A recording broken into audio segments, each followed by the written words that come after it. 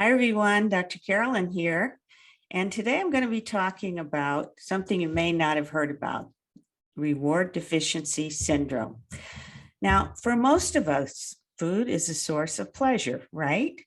And the source of those pleasurable feelings when we eat our favorite foods or any food that tastes good actually comes from the dopamine reward center in the brain. Now, dopamine is the brain chemical that is responsible for giving us these feelings of pleasure and reward. Anything that provides pleasure affects the dopamine reward center. Now, normally, the brain's hardwiring works in our favor, motivating us to repeat activities that are life-sustaining by connecting those activities to feelings of pleasure or reward. So if something feels good, you want to do it more. That explains why sex and eating are generally pleasurable, because they perpetuate the survival of the human species. However, this mechanism can go awry. Now, food addiction may be explained, at least in part, by changes in the function of the dopamine reward center. For people without food addiction, binge eating, or emotional eating, normal amounts of food provides enough pleasure, and overeating occurs only occasionally. And we know what those occasions are. Thanksgiving is a big one.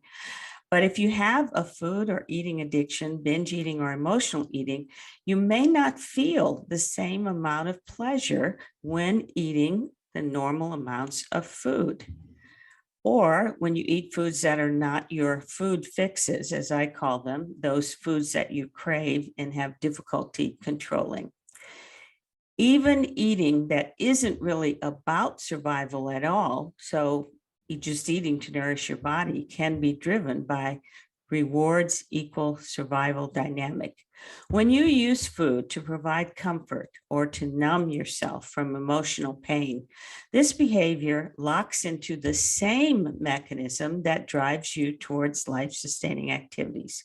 But in those instances, it's the need for comfort or relief or numbness from emotional pain that drives you to overeat.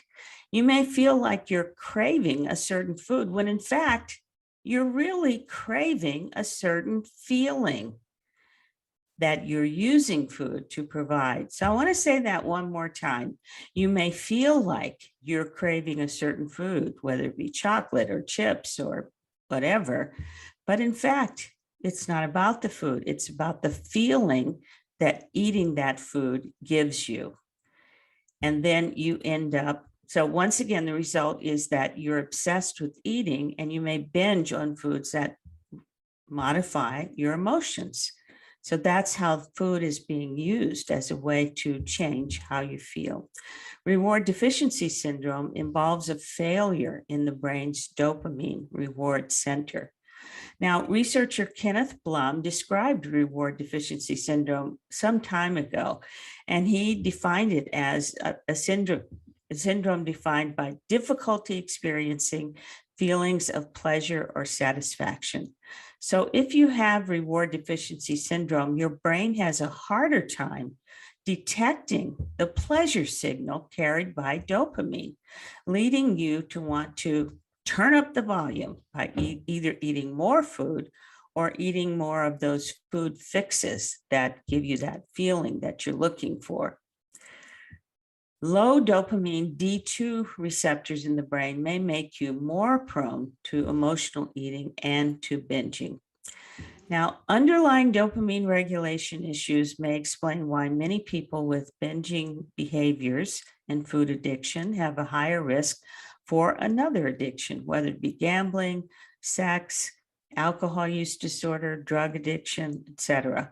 You may have read about individuals who have had weight loss surgery, for example, only to develop another addictive behavior like alcohol use disorder, gambling, or sex addiction. So I'm going to put in the show notes a little quiz to give you information about information to help you determine whether you may have reward deficiency syndrome. So let me just go over the quiz right now. Do you have RDS? Number 1, playing poker is more fun to you than playing chess. Number 2, you enjoy high risk or adventurous activities. Number 3, given the choice between getting a small reward now or waiting for a larger one later, you prefer not to wait. You want it right now. Number 4, most people describe you as having an excitable personality. And number 5, at work, you just can't get your job done without coffee. So if you answered yes to 1 or 2 of these questions, you may have mild reward deficiency syndrome. If you answered yes to 3 or more of the questions, you are highly likely to have reward deficiency syndrome. So learning about RDS can help you understand why some things are harder for you than for other people. You know, when you're in the coffee shop or in your employee lounge and you see someone, Janie, across the way eating the lemon frosted pound cake, and she doesn't seem to gain a pound, whereas you feel like if you started eating that pound cake, you really wouldn't be able to stop.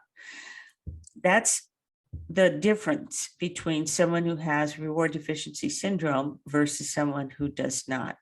So a better understanding may help you relieve some of the suffering you've experienced in constantly trying to change your impulsivity and compulsivity and feeling as if you're getting nowhere. If you understand that some of these behaviors and traits are related to reward deficiency syndrome, you can begin hopefully to accept and then find ways to work with the cards you've been dealt instead of working against them.